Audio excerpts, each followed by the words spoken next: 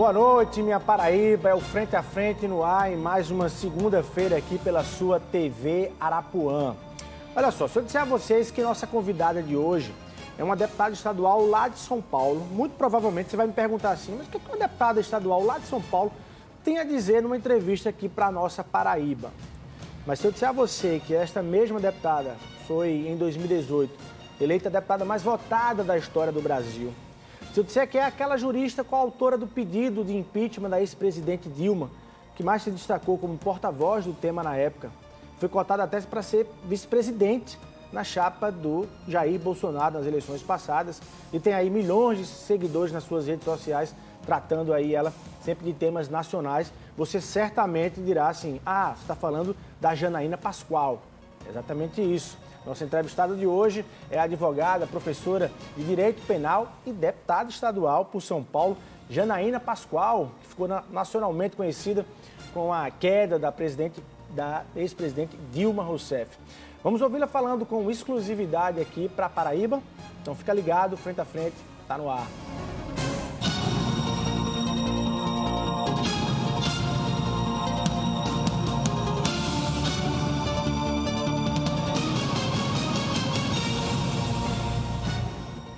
Deputada Janaína Pascoal, muito boa noite, seja muito bem-vinda aqui ao Frente a Frente. A senhora fala para toda a Paraíba a partir de agora. Boa noite, uma grande honra. E o que eu tenho para falar para a Paraíba? Que vontade de estar aí. Olha, não seja por falta do convite, esteja convidada, viu? Pronto. Quero muito mesmo poder visitar vocês. Um carinho muito grande por todo o Nordeste. Tenho origem nordestina, meus avós eram pernambucanos, metade dos irmãos do meu pai nasceram em Pernambuco.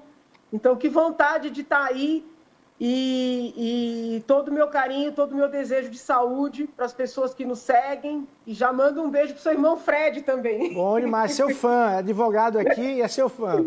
Olha só, deixa eu lhe perguntar exatamente sobre isso. A sua postura como mandatária de poder e como política, ela é bem nacionalizada, né? Tem muita gente que ainda se pergunta, não é deputada federal, não é senadora, você, para além dos debates na Assembleia Legislativa em São Paulo, você faz um debate nacional muito constante. Por que isso? Porque você não aguenta, não consegue não fazê-lo, ou tem aí intenções nacionais a partir de 2022, eu já começo perguntando sobre isso também. Não, veja, eu sempre fui, desde criancinha mesmo, apaixonada pelo Brasil.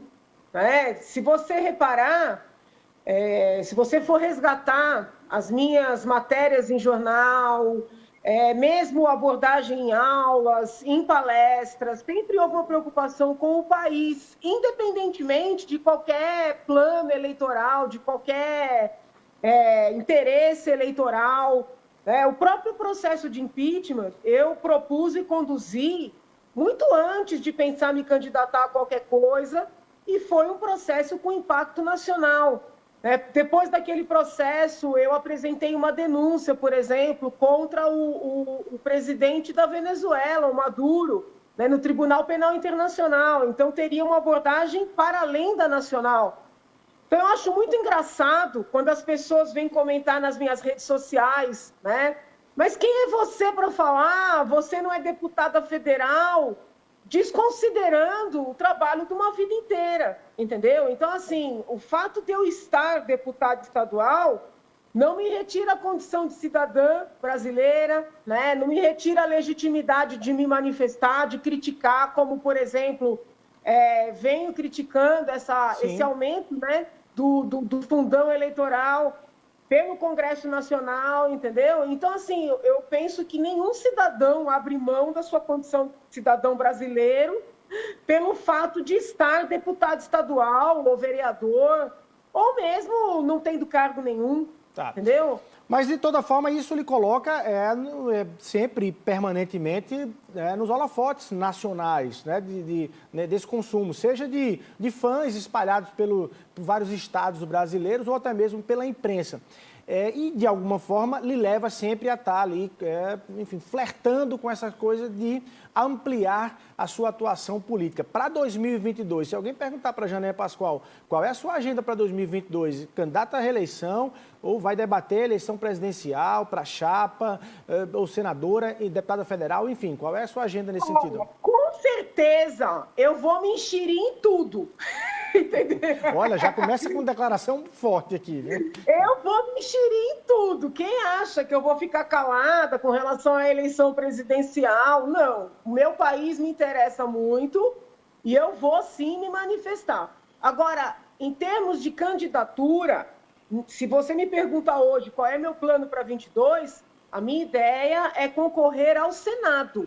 Né? A minha ideia é concorrer ao Senado, porque eu entendo que eu tenho formação para isso, estou capacitada para tanto, e no Senado, né, eu poderei fazer um trabalho que vai reverter para o país inteiro de maneira mais direta. Que aqui na Assembleia, muito embora eu participe do debate nacional, eu tome o cuidado de, ao apresentar um projeto, enviar para todas as assembleias, enviar para o Congresso Nacional, sempre buscar colegas que queiram replicar os meus projetos. Muito embora eu faça esse trabalho, eu tenha esse cuidado, o impacto direto, né, é para São Paulo. Então, eu entendo que eu já vou ter condições de fazer um trabalho que vai impactar o país inteiro. Por que o Senado e não a Câmara? Porque o Senado é uma casa menor, eu gosto de fazer um trabalho artesanal, bater de porta em porta, explicar projeto por projeto.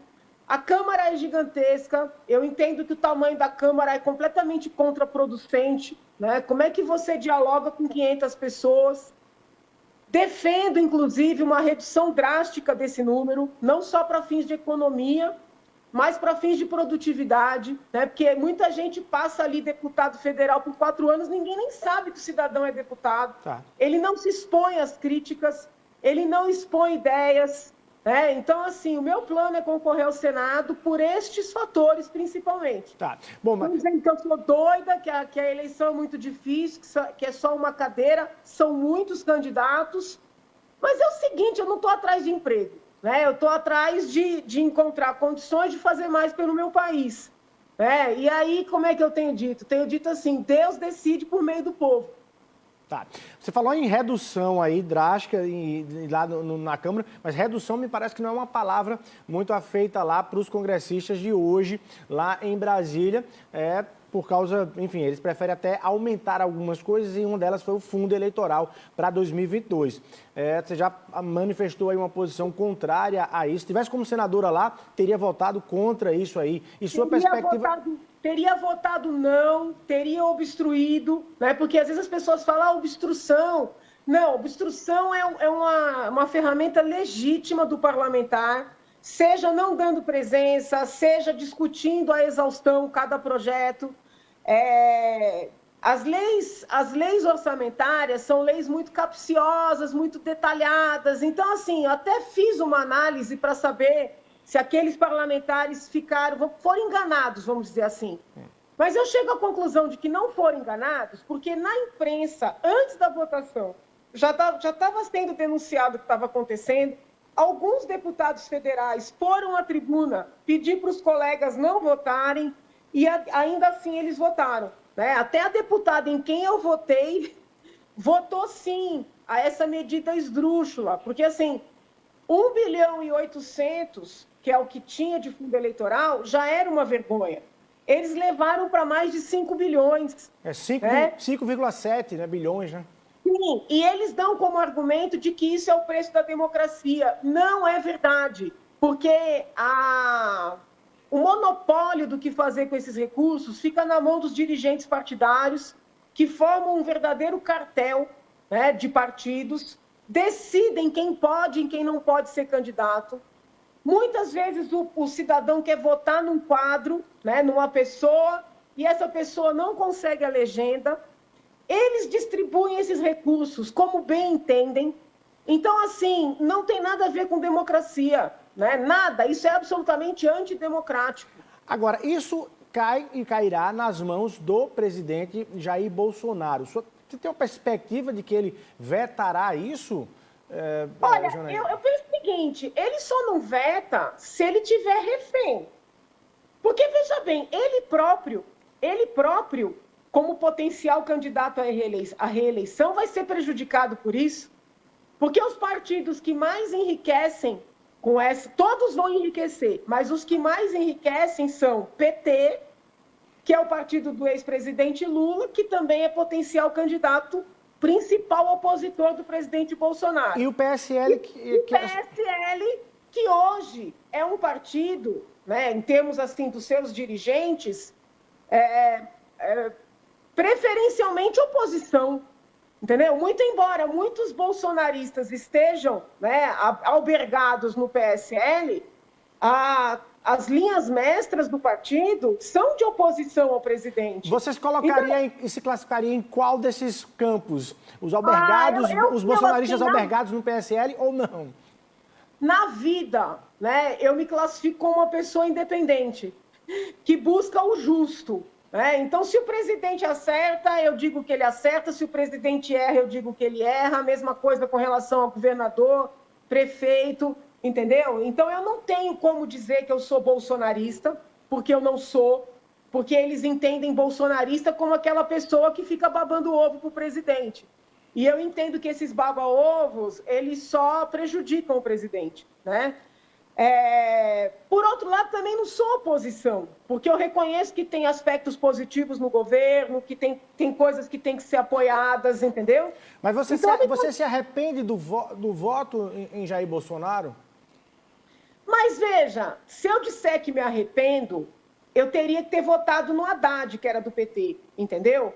E eu não tinha como votar no Haddad, porque eu não voto no PT nem amarrada. Né? Desculpa para os petistas que estão nos acompanhando, eu não voto no PT nem amarrada, depois de tudo que eu passei naquele processo.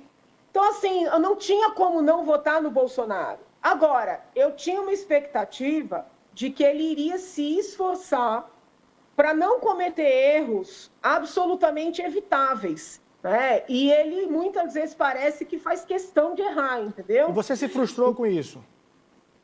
Ele foi pior do que eu imaginava, bem pior. Em que pontos você destacaria que, nesse ponto aqui, negociável essa discussão, ele ter ficado... Por exemplo, eu imaginava que ele seria uma pessoa, assim, grosseira, agressiva, com essa pauta do politicamente incorreto, né? Dessas piadas que ele faz. Isso aí eu já contava com tudo isso, porque ele já demonstrava que seria assim.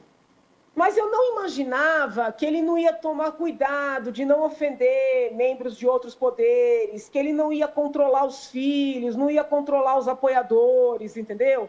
Que ele ia ficar com tanta aglomeração no meio de uma pandemia. Então, eu acho que ele comete erros que são muito evitáveis, né? Na pauta anticorrupção, ele deixou muito a desejar, né? Não dando força, por exemplo, para o ex-juiz Sérgio Moro, sancionando dispositivos legais que poderiam, né, que na verdade enfraqueceram a luta anticorrupção, vetando outros que nos ajudariam.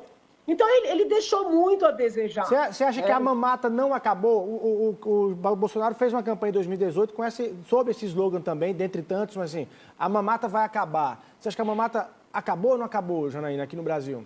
Veja, eu, por enquanto, não estou convencida de que tenha corrupção no governo dele. Tá? Mesmo com essas investigações aí mais recentes da CPI, essa fala desse deputado Miranda, eu acho que ele fica indo e voltando, ameaçando que tem áudio sem mostrar. Não é comportamento também sério, entendeu? Né? Se um parlamentar tem uma denúncia, ele tem que chegar, fazer a denúncia e acabou. Não tem que ficar com ida e vinda. Parece que está fazendo guerrinha, né? E essa CPI, o desenrolar dessa CPI não me gera confiança, porque está todo mundo ali fazendo palanque, entendeu? Com muita gracinha. Então, por enquanto, eu não estou convencida de que tem corrupção no governo dele. Mas talvez ele devesse ter sido mais rígido nesta pauta, entendeu? Afastando mais rapidamente determinadas figuras, dando força para esse combate. Então, ele ficou aquém do que eu imaginava. Agora, se essas investigações demonstrarem que houve problemas envolvendo o próprio presidente, a primeira-dama, os filhos, Eu sempre defendo a punição de quem tem culpa, entendeu? Tá. Sobre esse tema da CPI, você levanta aí algumas dúvidas e suspeições em relação a esse tema. Mas o tema principal, o objeto principal, que era o de apontar aí negligência, descaso, omissão em relação à compra das vacinas e ao processo de imunização aqui no Brasil. Para esse ponto, você é convencida ou também não? Eu acho que é uma doença nova, é uma situação que gera polêmica no mundo inteiro, né? Se você reparar, na França, esses dias, o presidente precisou instituir regras para as pessoas se vacinarem, porque existe uma resistência do povo se vacinar. E deu certo, então, assim, né? Então, assim, o que acontece? Não são temas tranquilos, são temas polêmicos. Vai fechar, não vai fechar? Obriga a usar máscara, não obriga? Obriga a vacinar, não obriga? Né? Alguns contratos que foram ofertados ao governo federal eram contratos que tinham, sim, cláusulas leoninas. O da Pfizer, por exemplo, Peru também ficou reticente em assinar. Então, assim, eu não acredito que esses temas que são tão polêmicos, né, dividem tanto as pessoas, que eles possam ser objeto de CPI, sabe? Porque esses senadores acusam o presidente de negacionista, mas eles também são negacionistas quando eles dizem que quem matou mais de 500 mil brasileiros foi o presidente e não o vírus, né? Quem está matando é o vírus, entendeu? Então, eu acho que eles forçaram muito a situação ao querer atribuir essas mortes ao presidente. E, com isso, cada dia eles perdem mais da respeitabilidade. Pelo menos essa é a minha visão. Tá. Deputada, há mais de 120 pedidos de impeachment do presidente Jair Bolsonaro. Você encontra algum elemento, você que esteve ali naquele processo diretamente em relação a ex-presidente Dilma, e eu quero perguntar um pouco sobre isso, deve ter respondido 1 milhão de perguntas sobre se aquilo foi golpe ou não foi golpe, mas trazendo para o presidente Jair Bolsonaro, você não encontra nenhum elemento que pudesse, enfim, fazer prosperar os pedidos todos que estão tramitando contra o presidente Jair Bolsonaro? Por enquanto, sob o ponto de vista jurídico, eu não vejo elementos para afastar o presidente. Agora, vamos imaginar que este caso da compra da Covaxin seja investigado pela Polícia Federal, pelo Ministério Público Federal, haja quebras de sigilos, e se identifique alguma vinculação ao presidente ou a um parente do presidente, e ele não tenha tomado, aí a coisa muda, entendeu? Mas, por exemplo, houve um tal pedidão que foi apresentado aí, um super pedido de impeachment, com 270 páginas. Eu li as tais 270 páginas, e o único fato que poderia ensejar um afastamento, que é a situação dessas vacinas, os próprios autores escrevem, esse ainda está sendo investigado. Impeachment, tem que entender isso. Pedido de impeachment não é investigação. Pedido de impeachment já é denúncia, já é acusação. Então, primeiro você investiga, tem o resultado, elabora uma denúncia, que é o pedido de impeachment, a acusação por um crime de responsabilidade, e oferece lá na Câmara dos Deputados. Eles, ao pedir o impeachment, escreveram que está investigando. Então, não podia ter pedido antes de investigar, né? Então, foi mais um ato político do que um ato jurídico propriamente, né? E o que acontece? Agora juntar aí movimentos, esses movimentos todos que estão reunidos. Hoje eu achei curioso, o governador do estado de São Paulo disse que apoia o movimento do MBL e o Vem Pra Rua para tirar o Bolsonaro. Mas ele é o principal interessado nisso, porque se o Bolsonaro cai, ele tem alguma chance de preencher o vácuo, né? Vamos dizer assim. Então, ele é o principal interessado. Agora, o presidente do Senado, o senador Pacheco, é presidenciável. Então, assim, a coisa fica feia, né? Quando são pessoas que estão diretamente interessadas. Lá em 2015, 2016, também não tinha muita gente interessada em fazer, do ponto de vista político, de natureza política, o interesse de fazer derrubar Dilma ali, a partir do Michel Temer, do MDB, enfim. Mas olha, veja bem, por exemplo, quem pediu impeachment? Fui eu, foi o doutor Hélio Bicudo, o professor Miguel. ninguém se candidatou à presidência, entendeu? Mas você foi cotada para vice, né? Para vice, mas ninguém se candidatou à presidência, entendeu? Existia ali uma investigação profunda do TCU, demonstrando as fraudes, as remessas bilionárias. Nós instruímos a nossa denúncia com essa investigação. Nós instruímos com várias peças da própria Operação Lava Jato. Então, tinha uma prévia, né? Foram 13 anos de desmandos do PT. É o primeiro governo, vamos dizer assim, de direita. Eu digo de direita, né?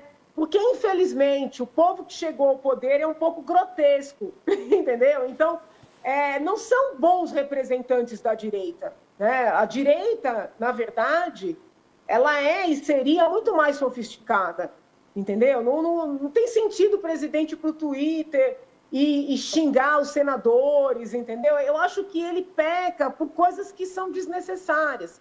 Então, mas essa direita que chegou ao poder não está nem 4 anos. A gente aguentou a esquerda, né?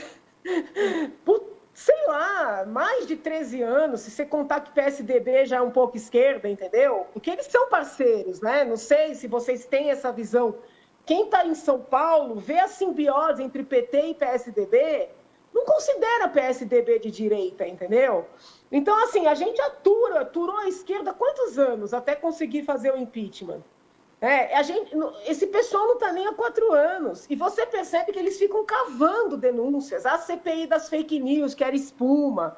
Agora essa CPI da Covid, que por enquanto é espuma. Entendeu? Então, o que eles querem? Eles querem derrubar para ver se no vácuo do Bolsonaro consegue a tal terceira via. Entendeu? Passa a ser segunda via. Para mim, está claro. Bom, eu ia lhe perguntar o seguinte, em relação ao impeachment da Dilma, quando você fala, olha, aturamos 13 anos de PT, tinha um componente ali de, para além da questão jurídica e processual, tinha um componente de cortar e quebrar essa trajetória do PT no governo. Isso não é muito mais político do que jurídico? Se fosse só isso, eu não teria apresentado a denúncia, tá? Houve um fundamento jurídico forte. Agora, eu, desde o primeiro momento, deixei claro que o autoritarismo do petismo, que os vínculos do PT com a Venezuela, com Cuba, com Angola, que isso me assustava muito e que eu entendia que a gente não podia perder a oportunidade de tirá-los do poder. Eu nunca escondi isso, tá? Havia um jurídico forte, mas havia um temor de um totalitarismo que vinha se instalando. E os fatos recentes mostram que eu tinha razão, porque tanto o Lula como seus apoiadores defenderam Cuba nesse episódio do povo, né, tentando ter um pouquinho de liberdade, o povo tendo a sua internet cortada, o povo cubano, uma jornalista cubana dando uma entrevista, foi presa durante a entrevista e não teve uma esquerdista que se diz feminista para defender a moça, entendeu? Então, os fatos recentes mostram que eu tinha e que eu tenho razão e que a gente tem que lutar para esse povo não votar para o poder. Do ponto de vista do processo, você é satisfeita com o resultado? O que foi que deu? Se você lhe perguntar assim para quem está nos acompanhando, no que foi que deu aquele processo de crime de responsabilidade fiscal da ex-presidente Dilma com as tais pedaladas fiscais? Do ponto de vista... Olha, eu sou advogada, né? E o advogado, que é um sofredor de carteirinha, aqueles que estão nos assistindo vão entender, a gente se habitua, né, a pedir mais e receber menos, entendeu? Então, ali eu pedi tudo, pedi para tirar a presidente, pedi para tirar os direitos políticos. Eu consegui tirá-la do poder, não consegui tirar os direitos políticos. Muita gente se revoltou. Eu não, né? Porque a gente sabe que a gente pede tudo, nem sempre recebe tudo. Eu senti que foi uma grande vitória. E depois, quando a presidente se candidatou ao Senado e não foi eleita, de certa forma o povo retirou dela, né, esses tais direitos políticos. Então eu entendo que foi muito sucesso naquele processo, sim. Foi muito sofrido para mim, que eu carreguei o processo muito só, né? As pessoas não sabem, mas isso é fato. E eu não me arrependo de ter feito e faria de novo, entendeu? E acho que foi um grande bem que eu fiz ao país.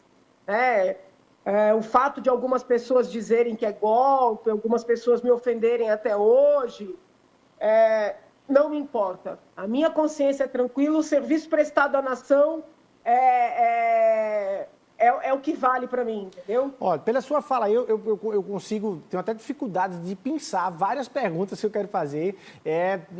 Você falou na história do totalitarismo da esquerda e também a história de que isso pode acontecer na direita também. Aí eu queria lhe perguntar, no governo Jair Bolsonaro, quando você olha para o governo, você olha que há alguns sinais de ameaça ao Estado Democrático de Direito também na postura do presidente do governo?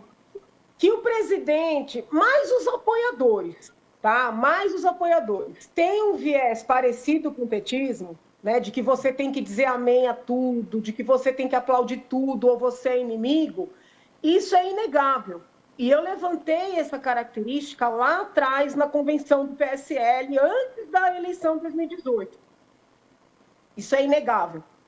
Agora, eu entendo que eles são menos perigosos, por quê?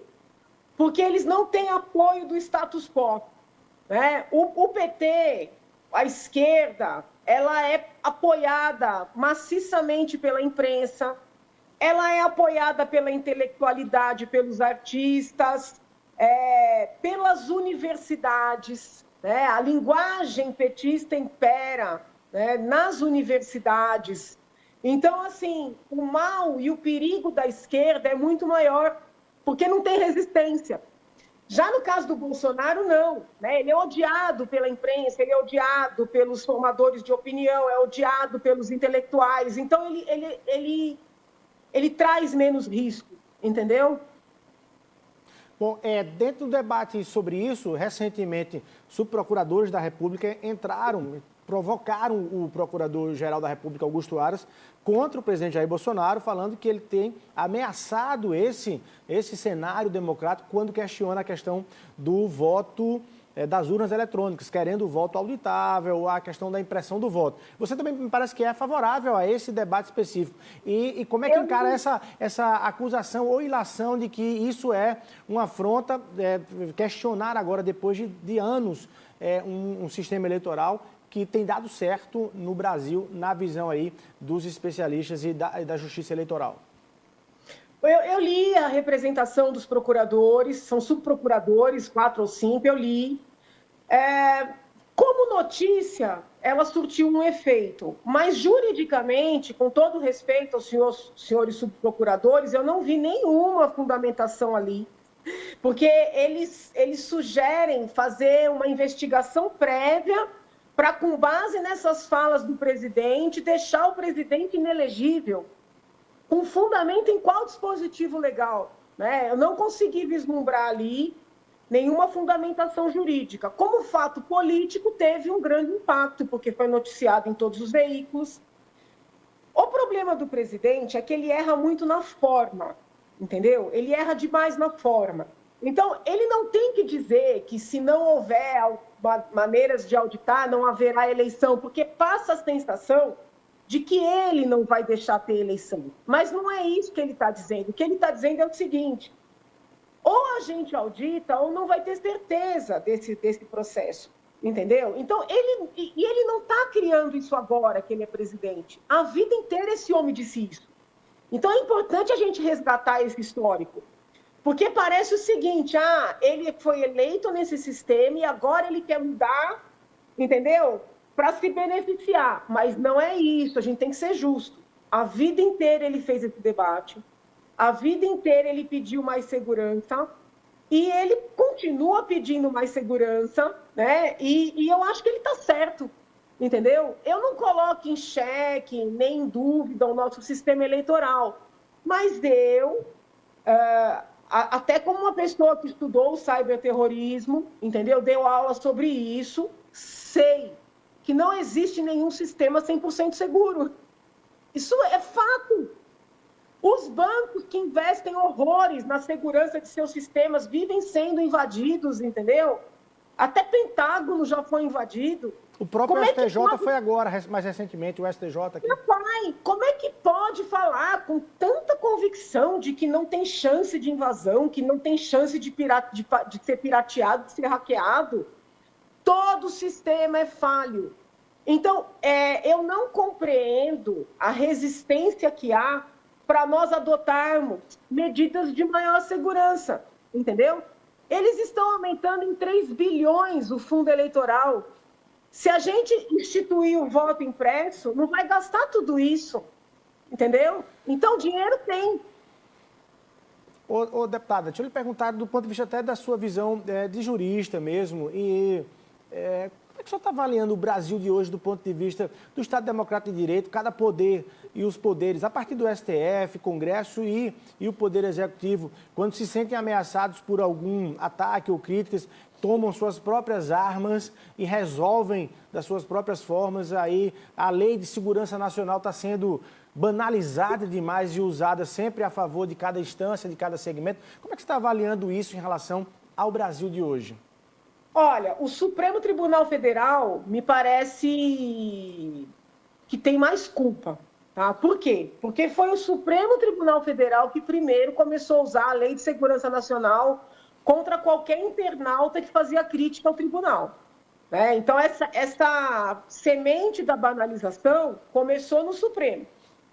Aí o presidente, como muitos apoiadores do presidente foram alcançados pelo Supremo nessa dinâmica, mandou o ministro André Mendonça, que agora foi indicado ao Supremo, começar a requisitar a instauração de inquérito contra os críticos do presidente, também com fundamento na Lei de Segurança Nacional. Né? Errado também. Né? Errado o Supremo ao perseguir os seus críticos, apoiadores do presidente com base na Lei de Segurança Nacional, errado o presidente e o ministrável agora, ao perseguir os críticos do presidente, né, com base na Lei de Segurança Nacional. Nós vivemos numa democracia, os cidadãos têm direito a criticar, por óbvio, eu que sou muito xingada, ofendida, ameaçada, defendo que as pessoas façam críticas de maneira urbana, de maneira educada, mas, ainda que a pessoa exorbite, jamais eu corroboraria usar a Lei de Segurança Nacional para essa finalidade. Não importa quem seja o crítico, não importa quem seja o ofendido. Olha, eu fico até imaginando como é que você deve sofrer ou comer aí um bom bocado com essa história de fazer críticas tanto ao presidente Jair Bolsonaro, contra a esquerda, fazer elogios, enfim, analisar fatos e episódios e não exatamente ser uma postura só para todos os temas. Porque no Brasil de hoje, as duas bases exigem isso de cada um dos seus seguidores. Como é que você está encarando? Como é que você consegue, enfim, dentro desse cenário, fazer e adotar essa postura de, digamos assim, de um olhar mais crítico em relação a tudo e não ser fiel seguidora? Você acha que você será excluída do processo em função dessa postura, deputada? Eu corro esse risco. Eu corro esse risco porque eu sou muito indigesta, entendeu? Inclusive para os partidos. Né? Por exemplo, eu defendo candidatura avulsa, eu sou contra esse abuso desses fundos partidário eleitoral. E eu digo, né, porque eu poderia ter essa opinião e guardar para mim, mas eu digo, né, e os partidos se unem contra essas minhas ideias. Né? Então, eu sou indigesta para os partidos, vou ter dificuldade de ter legenda para concorrer. Eu já sei disso, isso é fato. As pessoas vivem muito em grupo, né? Em grupo. Então, assim, eles querem me olhar e me ver como parte do grupo. Mas quando eu elogio o que eu considero certo e critico publicamente, com fundamento sempre, pode reparar, nunca xingo ninguém, nunca ofendo ninguém, mas eu sou dura nas críticas, porque eu vou estudar os fundamentos. Aí o cidadão fala, não, mas se ela está criticando um comportamento, né, uma ação do meu governo ou uma ideia do meu governo, então ela não é do meu grupo. Então eu sou vista como de grupo de ninguém, entendeu? Então, assim, sob o ponto de vista da política, como ela é feita no nosso país, sob o ponto de vista eleitoral, isso é muito complicado. Então, assim, há o risco, né, de eu nem conseguir legenda para me candidatar, há o risco de, em conseguindo, não ser eleita, porque o eleitor também busca essa identidade.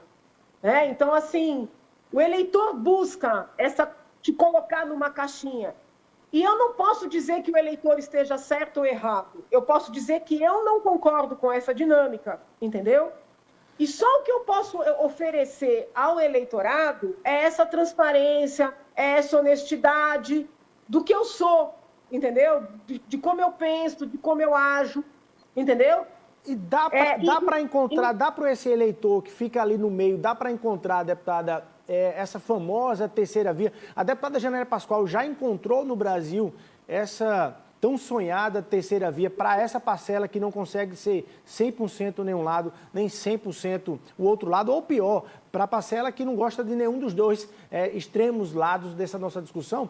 Vou lhe dar um minutinho para responder, a gente vai rapidinho para o intervalo comercial e volta conversando aqui com a deputada Janaína Pascoal, que está contando tudo aqui no Frente a Frente. Um minutinho, a gente está de volta.